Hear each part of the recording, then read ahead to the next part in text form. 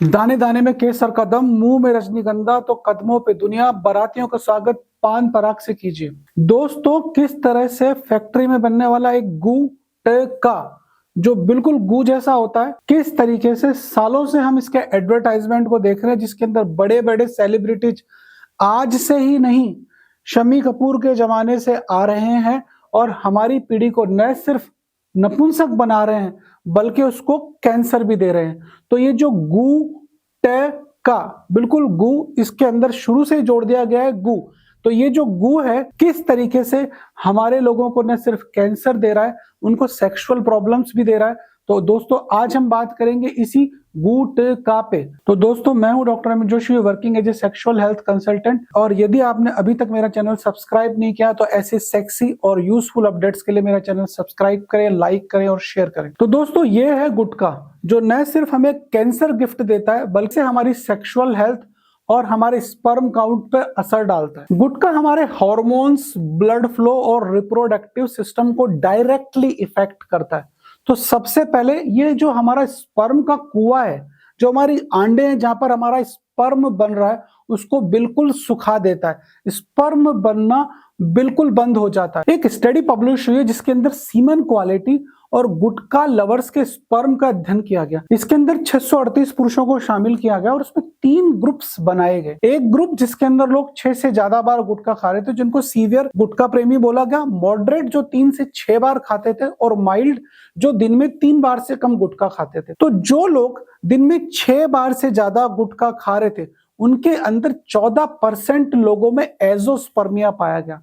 Azoospermia वो होता है जिसके अंदर जो आपका वीर्य होता है उसमें स्पर्म बिल्कुल नहीं होता, 0 स्पर्म होता है। ऐसे सीवियर गुटखा प्रेमियों के अंदर करीब 29% लोगों में ओलिगो एस्थेनेजो टेरेटोजोस्पर्मिया पाया गया, जिसका मतलब यह था कि इसमें न सिर्फ शुक्राणु कम थे बल्कि जो स्पर्म बन रहा था उसकी मोटिलिटी बिल्कुल खराब थी। उसके अंदर जो स्पर्म था उसका हेड और टेल दोनों इफेक्टेड थे। मतलब जो स्पर्म था वो किसी भी काम का नहीं था। इसका जो मेन रीजन है वो गुटखे के अंदर न सिर्फ निकोटीन होता है बल्कि इसके साथ इसमें पॉलीसाइक्लिक एरोमेटिक हाइड्रोकार्बन जैसे केमिकल्स होते हैं। ये न सिर्फ कार्सिनोजेनिक, मतलब सिर्फ कैंसर ही इफेक्ट नहीं करते बल्कि जीनोटॉक्सिक भी होते हैं, और ये हमारे शरीर के डीएनए को इफेक्ट करते हैं, जिससे स्पर्म और कैंसर दोनों पर इफेक्ट आता है। जिससे न सिर्फ कैंसर होता है बल्कि हमारा जो रिप्रोडक्टिव सिस्टम है वो भी खराब होता है। और यदि हम बात करें इसके दूसरे साइड इफेक्ट्स की, तो ये टेस्टोस्टेरोन प्रोडक्शन पे बहुत जबरदस्त प्रभाव डालता है। ये टेस्टोस्टेरोन प्रोडक्शन को बहुत कम कर देता है, जिससे न सिर्फ सेक्सुअल ड्राइव कम होती है बल्कि जो शरीर है वो भी थका थका और उसमें कमजोरी रहती है। गुटखे में जो निकोटीन और पॉलीसाइक्लिक एरोमेटिक हाइड्रोकार्बन्स होते हैं वो शरीर के अंदर जो पेनिस है, पेनिस की जो वेन्स होती है उसको, उसकी एंडोथीलियम को खराब कर देते हैं। जैसे गुटखा खाने वाले का पूरा मुंह नहीं खुलता है, वो पूरा मुंह नहीं खोल पाता है, उसको कुछ खाना हो तो वो कम मुंह के अंदर ही खाएगा। तो ऐसे ही जब ये लोग सेक्स करते हैं तो इनकी जो वेन्स है और जो आर्टरीज है वो भी पूरी तरीके से डायलेट नहीं होती है। अब जब इस वेन के अंदर डायलेशन ही नहीं होगा तो इसमें ब्लड फ्लो पूरा नहीं आएगा, पूरा नहीं होएगा तो इसमें इरेक्शन की क्वालिटी खराब रहेगी। इससे पेनिस की नसें पत्थर जैसी हो जाएंगी और लिंग खड़ा नहीं होगा, और यदि खड़ा भी होगा तो उसके अंदर प्रॉपर इरेक्शन नहीं आएगा, जैसे कि गुटखे खाने वाले का पूरा मुंह नहीं खुलता है। गुटखे का जो एक दूसरा साइड इफेक्ट होता है वो ये होता है कि हमारे नर्वस सिस्टम को ओवर स्टिमुलेट कर देता है। जो गुटखा खाने वाला होता है, जब उसका दिमाग नहीं चलता है तो वो एक पुड़िया जैसे मुंह में डाल देता है और उसका दिमाग काम करने लग जाता है। वैसे ही ये ओवर स्टिमुलेशन कर देगा हमारे पूरे शरीर के नर्वस सिस्टम को। इससे क्या होगा, जो हमारा पेल्विक मसल है और जो हमारे पेल्विक एरिया की नर्व्स है उनका कंट्रोल कम हो जाएगा।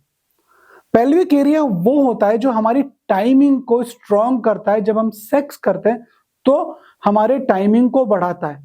इसीलिए जब हम कीगल एक्सरसाइजेस करते हैं तो वो हमारा पेल्विक फ्लोर स्ट्रॉन्ग होता है।